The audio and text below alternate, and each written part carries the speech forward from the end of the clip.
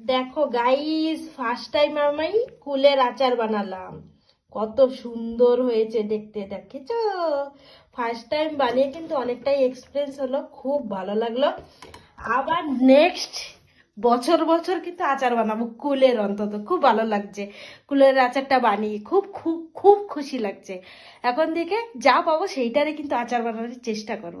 ঠিক আছে, আজকের রেসিপিটা আর দেখালাম না, কারণ কুলের আচারে এমন কিছুই না, খালি গুড় জাল দাও, একটু গুড়ের মানে যে মোটা অংশটা চলে আসলে তখন কুলগুলো দিয়ে তার ভিতরে তোমার যে মশলা যে যে বানায়, মানে যা যা দিয়ে বানায় আর কি, যেমন জিরে, ধনে, মৌরি, আর তার সাথে শুকনো লঙ্কা আর একটু কালো জিরে দিলেও ভালো গন্ধ করে।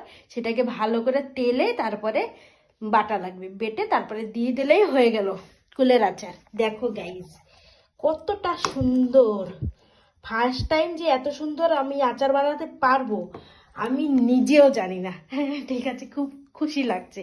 তাহলে চলো তাহলে, আর কে কে আচার বানাতে পারো আর কে কে এই বছর কুলের আচার বানিয়েছো অবশ্যই কিন্তু কমেন্ট করে জানিও।